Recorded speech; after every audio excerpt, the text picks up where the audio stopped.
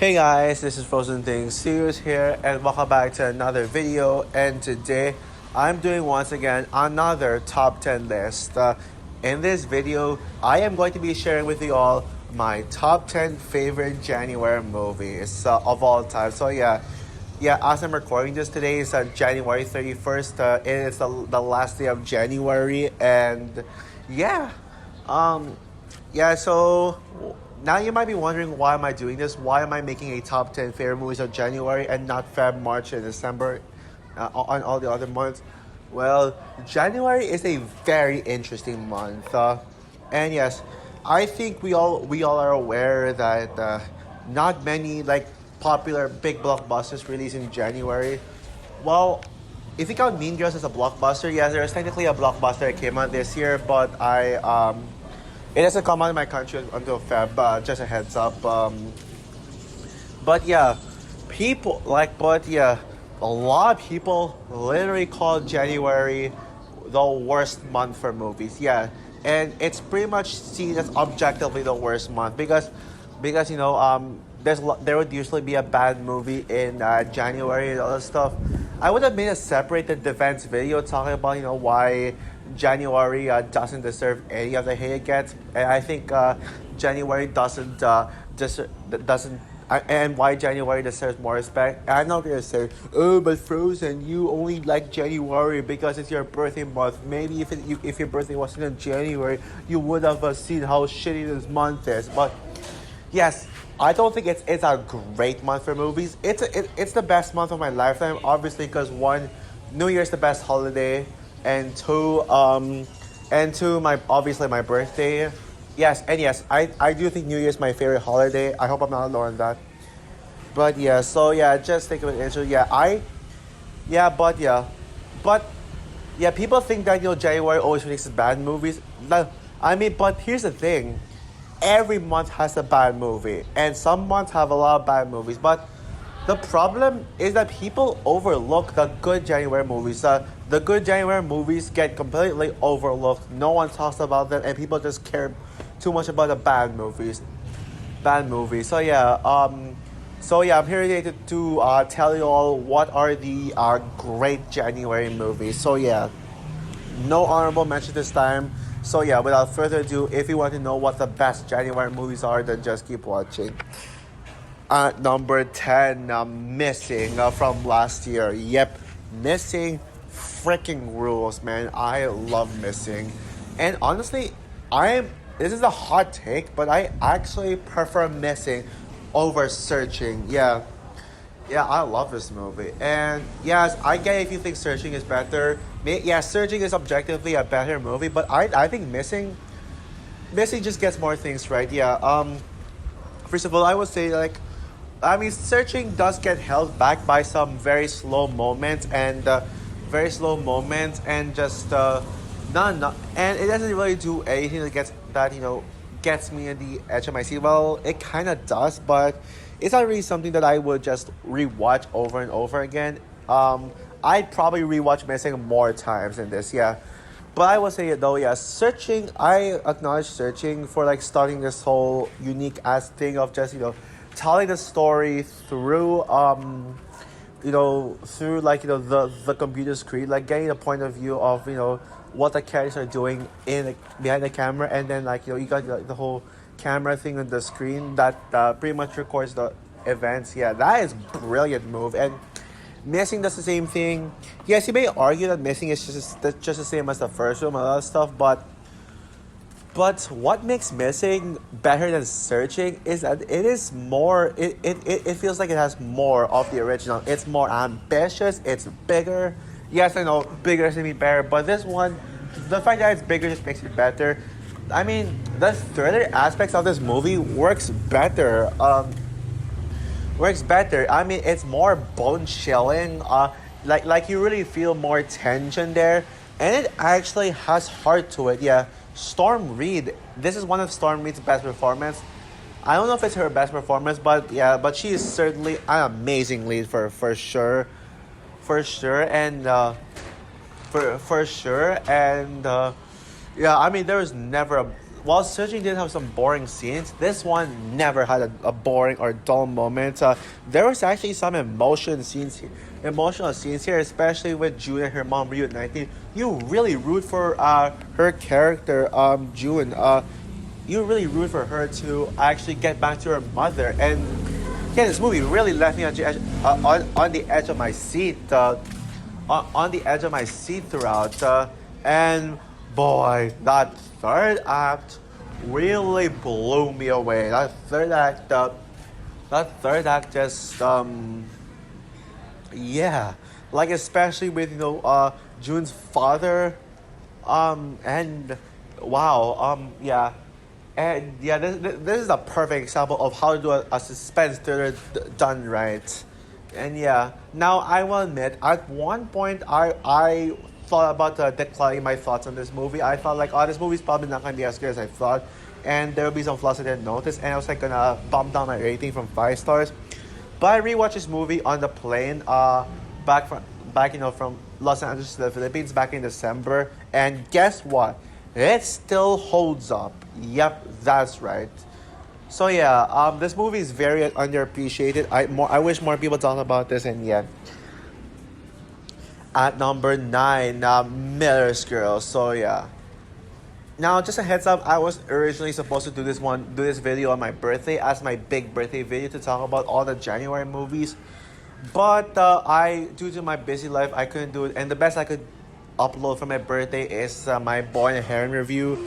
But if I uploaded if I did the best January movies on my birthday, I would not have included this one. But I'm glad I'm doing it on a day when I've seen Miller's Girl. In fact, I just uploaded my Miller's Girl review last night, so go check it out if you haven't. I won't talk much about this movie. I spent so much time talking about how good Missing is, and the next film on my list. I have I have a lot to say about it as well, just as much as Missing. So yeah, all I'll say is, yeah, please go see this movie if it's out in your theaters. This movie's amazing. The critics are wrong about this movie.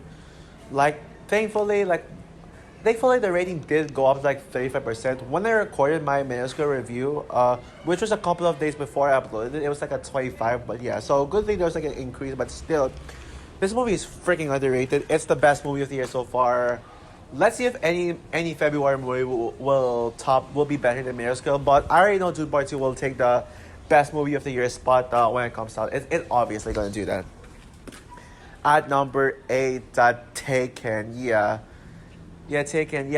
Even though this movie did come out in 2009, in January 2009, I personally would consider this as a 2008 movie because I'm pretty much more used to seeing this one being a 2008 movie. So, and yeah, there's a lot more movies to give recognition to in 2009. So yeah, that's why. But yeah, Taken, man, this movie is so good.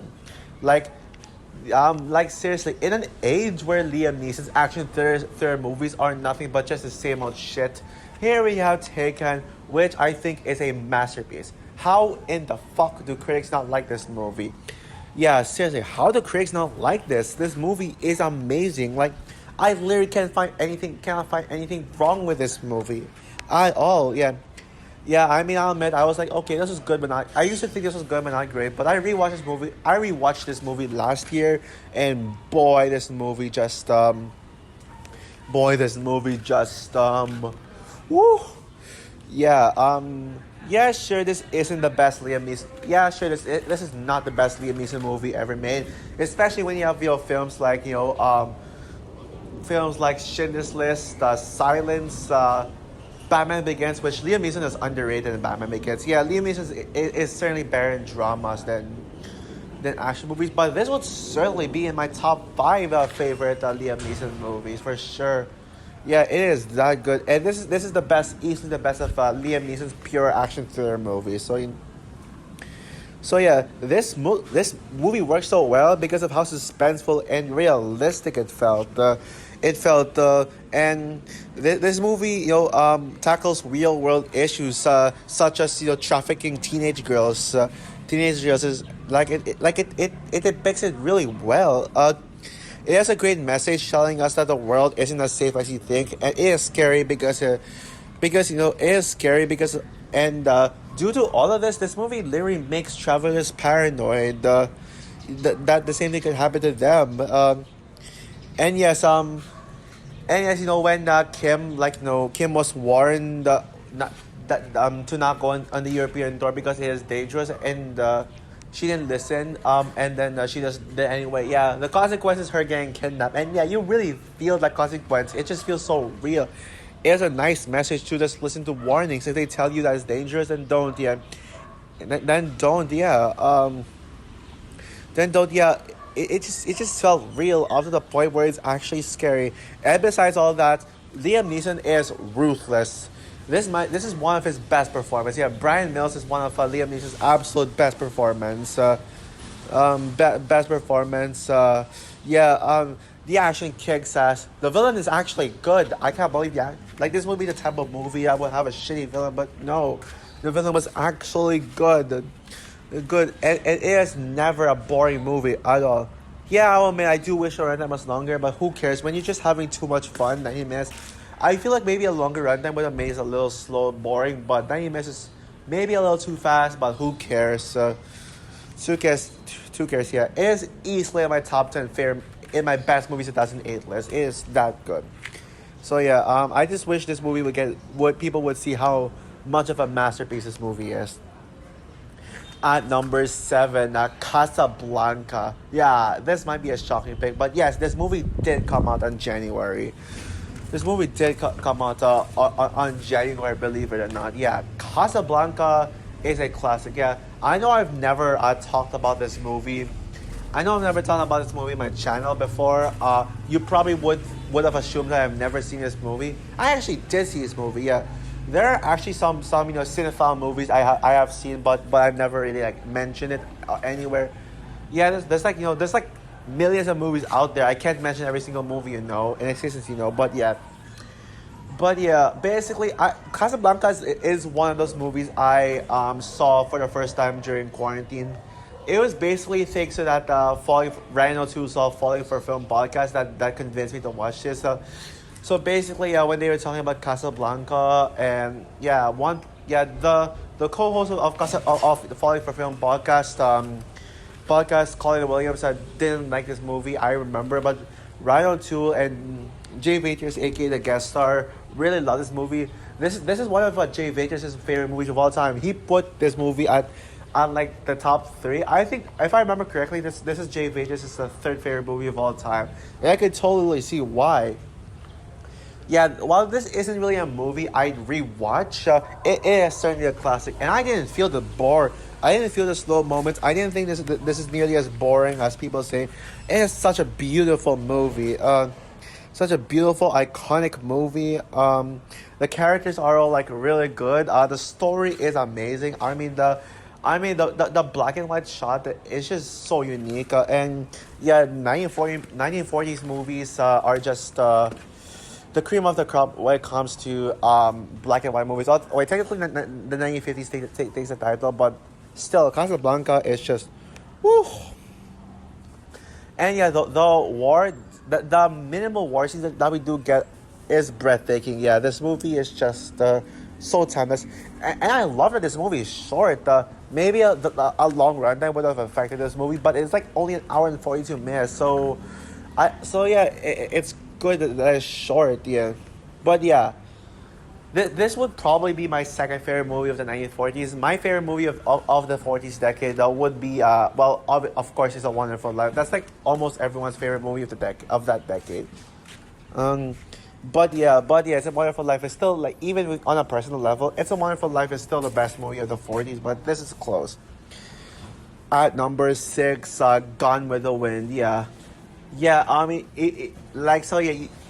This in Casablanca would make you people who think January there are no good January movies think twice because at least you got both this and Casablanca releasing in the same month. Yeah, this movie freaking rules. In fact, this is celebrating its 85th anniversary. Well, I hope I didn't get it wrong, but this movie is celebrating its 85th anniversary, and it is well deserved. Yeah, Gone with the Wind is was probably the biggest blockbuster ever made back then. Yeah, back at like the pre-60s era. Like maybe I think the 60s did have a blockbuster bigger than this, but yeah, with Bond, yeah, James Bond became the biggest blockbuster. You know, in the 60s onward, and then you got more big blockbusters like Star Wars and all that stuff, but back like in the 30s and 40s and 50s, like that era of film, this was the biggest blockbuster of that time. And I gotta say, I can totally see why, because this movie just rules. It is so iconic. It's such a long movie, but it's such a long movie. Like it's almost 4 hours. It's one of the longest movies I've ever seen, and yet it works so well. Like it is such a well crafted movie. It's very entertaining. It never bores. Well, of course there will be scenes where I would just pause because of how long it is, but still, it never really bored me. There's never a part in the movie that made me lose interest. I love how this movie kind of has color, but then the 40s and 50s are all black and white. Maybe this movie was black and white, but then it was released with color later on. That's what I'm guessing. I'm not sure if that's true. Let me know if that was the case in the comments. If this movie was released again, re-released in color form later on. But yeah, what else can I say that hasn't been said? Yeah, this movie is a classic, and yeah. At number five, the first Paddington movie. Yeah. I mean, I originally could have like put this a little lower on the list, but honestly, thinking about it, I do think Paddington should get more appreciation because man, Paddington rules. I love Paddington. I remember like watching this movie in theaters, in literally an empty theater. I think this was literally the last time.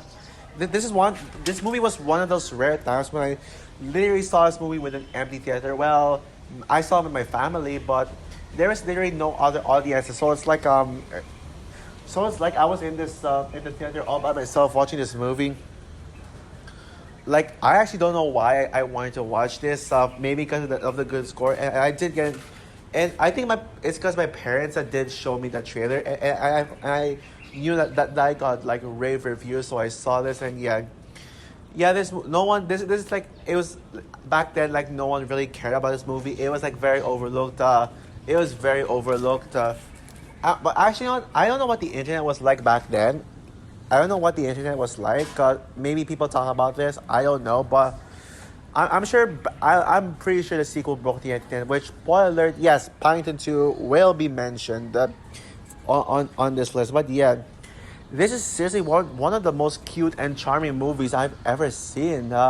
Like it is just like Paddington is probably the best bear character. And yes, I'm gonna say this right now. Paddington is better than Pooh. There I said, yeah, he's the goat of bear characters. Bear fictional bears, yeah, in movies, yeah. Or rather fictional talking bears. Yeah, I mean he's just so adorable and so charming. And I love like the kinds of messages he sends to his family. And man, the family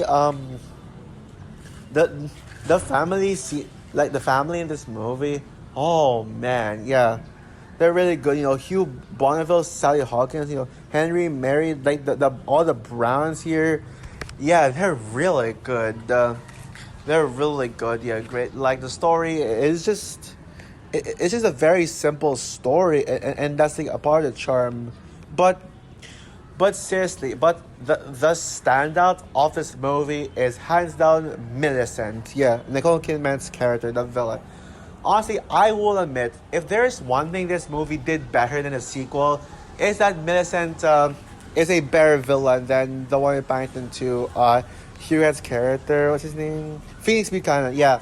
Millicent is better than Phoenix Buchanan, and this is, without question, one of Nicole Kidman's best roles. Yeah, Millicent is freaking scary. She's such a terrifying villain. Like, she's just a creepy ass villain. You really love to hate her. And she's actually hot, not gonna lie. She's my Paddington crush. Yeah, she's probably my favorite Paddington character in general. So yeah, that's one thing this movie stands out in comparison to its sequel. So yeah, Paddington. Yeah, just this movie rules. And yeah, I love it. it sucks that no one talks about this movie. Yeah, Paddington 2, it does get talked about, and I'm glad, but no one talks about this one. Like, yeah, that's something. At number 4, Split. Yep, my personal favorite M Night Shyamalan movie. Yes, I know. On That's kind of a hot take, despite people actually seeing this as one of the better M Night Shyamalan movies. Thank God for that.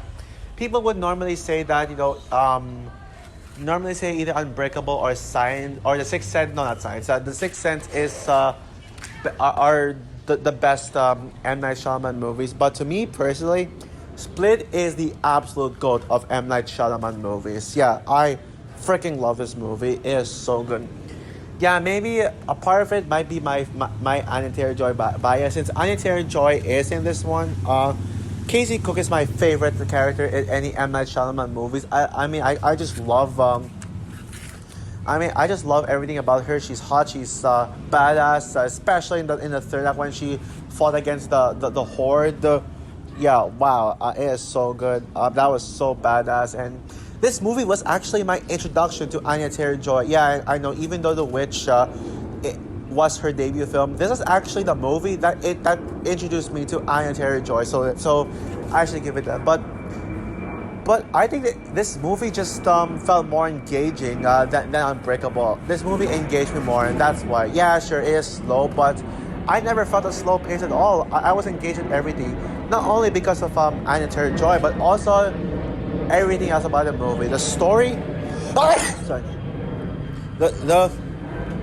the story is very really good. Like this movie is such a great character study on this guy with 23 personalities, and the 24 which is on the Beast, which I just mentioned. And yeah, James, I know his real name is his real name is Kevin Wendell Crumb, which is his first personality. But yeah, Kevin has one of the most unique personalities of any character I've ever seen, and his personality is just so unique and creative, and seeing him just have many different personalities, and yeah, it's just wow, and it's just wow, and yeah, sure.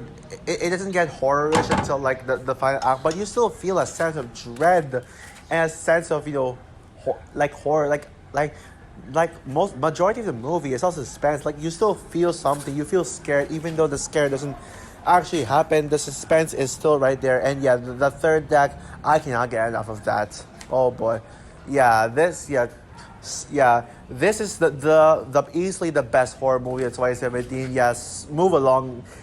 Get Out and because this one takes a cake. So yeah, at number 3, Paddington 2. Yeah, the movie that majority would put as the number 1 best January movie ever made, and I can totally see why. Yeah, this is certainly the superior sequel to the first film. Sequel to the first film. I'll probably have to rethink of that. Maybe the first Paddington. I'll have to rethink of that, but yeah. This movie just wow. Just wow.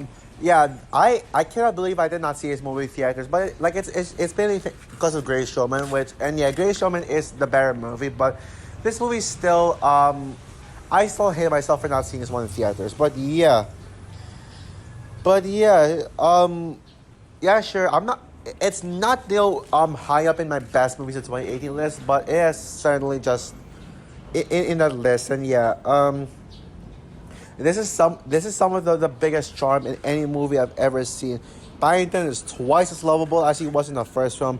I love how they made this into a very exciting and suspenseful detective story, which is such a unique direction to take Paddington. I love I love and there's two sides of the story here. You got the Brown family being detectives, and you got Paddington's jail moments. Yeah, Paddington's jail scenes are really good. Yeah, I love how this feels like. I love how they made this the family version of Shawshank Redemption, and I must say this movie is better than Shawshank Redemption. There, I said it. there. I said, yeah. And yeah. How do I say this? Yeah. And but I personally enjoy the detective aspect more. Yeah, yeah. The family just trying to solve this case of Python getting accused of something. Yeah, that was a lot of fun, especially when it's respect of Phoenix Buchanan. And speaking of Phoenix Buchanan, yeah, he is Phoenix is the standard of the movie. Yeah, man, these Python movies have such great villains. Yeah, such great villains. Yeah. Yeah, both Millicent and Phoenix Buchanan are the two best Paddington characters ever. Yeah, characters ever. Yeah, and he is just such an entertaining villain, and he's a brilliant, smart villain. He's one of the smartest villains ever, and he's actually hilarious. Yeah.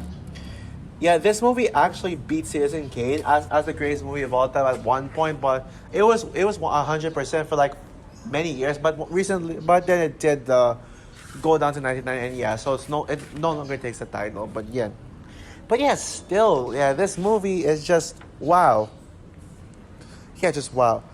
Um, oh yeah, and also let's not forget that train climax train scene at the third act. What an incredible climax that was! Love it. So yeah, at number two, 1917. Yeah, I'm technically cheating on this one because it did get the limited release in two, it did get a limited release in 2019.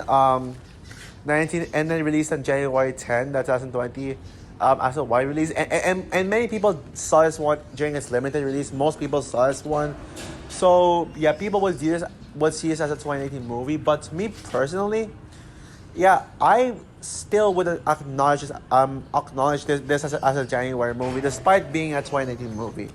Yeah, it's pretty much both at the same time. But yeah, this movie is like this and Dunkirk go neck and neck as my favorite war movie of all time. But yeah, one thing's for certain, both movies are just so good. I absolutely love them. Absolutely love them. Yeah, I just wow. Like seriously, Sam Mendes freaking knocked it out of the park. Yeah, sure. I would say that Skyfall is still my favorite. My favorite. Oh, Sam Mendes movie, but I now put this one above Skyfall. So now my three favorite Sam Mendes movies are three Spectre, two 1917, and one Skyfall. But yeah, man, this movie like this is one of the most unique and intense war films ever made. It does try to be like the new Saving Private Ryan. It's like it's trying to be the Saving Private Ryan for the new generation, and while it doesn't like reach the I actually do prefer this over Saving Private Ryan. Scratch that. Yeah, I was gonna say not as good, but screw that. Yeah, it is better to me. But what truly makes this movie special is the one shot take. Yeah, sure, there are other movies that have done one shot takes, like Birdman, for example. This one did it best because the fact that you have a one shot take in a war movie is something truly special. Like the fact that you just see the camera constantly following the soldiers around as they're on a mission to just go across the water to deliver a message and deliver a message. Yeah, that is so unique. Yeah, that is just so unique. And yeah, what else? And yeah, this is probably like some of the most gripping and intense war scenes ever. Well, Dunkirk. Well, I will say Dunkirk has better action, honestly, and Dunkirk has better characters. Has better characters. And has better characters. The effects. Now, I will admit though, it was kind of bullshit that this movie won Best Visual Effects over Endgame. How the hell did this? What does this movie do to make its visuals better than Endgame? Like seriously, and yeah, it's just so good. I love this movie. And yeah, I will say this right now. If this was a legit 2020 movie, this would have been the best movie of 2020. But yeah, There's one I think is even better. And my number one favorite January movie of all time is, yep, you predicted it right, Scream 2022, or as I like to call it, Scream 5. Yeah, I think I already talked enough about this movie. You already know how much I absolutely adore Scream. It is a masterpiece on every single level. I love this movie to death. I don't care what anybody else says. I will seriously never understand the hate for this movie. It's seriously one of the best Scream movies ever. I mean, just the fact that I feel so it stays true to the original. It doesn't try to like ruin it. It has such badass scenes. Yeah, such badass scenes. It has a brilliant meta commentary on sequels and remakes and how they can quote unquote ruin the original, and how it even has a social commentary on toxic fandoms. And man, Ghostface has never been better ever. Yeah, Amber Freeman is still my favorite Ghostface killer. Amber Freeman will always be the greatest Ghostface killer, period. Period. And yeah, Scream 6 may still be the best Scream movie, but Scream 5 is second. I love how this movie came out on my birthday, like my 18th birthday. It was such a birthday gift for me to have this movie. And even though I watched this movie online due to like cinemas closing, yeah, at least I saw this movie. I got to see this movie on my birthday. And yeah, this movie is perfect. I don't care anyone else says. You can hate this movie all you want. You can bash this movie all you want. You can just still throw like knives at this movie all you want.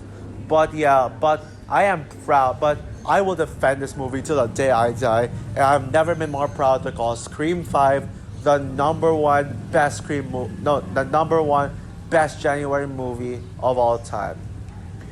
So yeah, that's all for my favorite January movies list. Yeah, I really love to defend January. These movies deserve more recognition for sure. So yeah, what is your favorite January movie? And who agrees with me that January deserves more respect and is nowhere near as bad as people say it is. So yeah, and I got a question for you all. What is your favorite month for movies?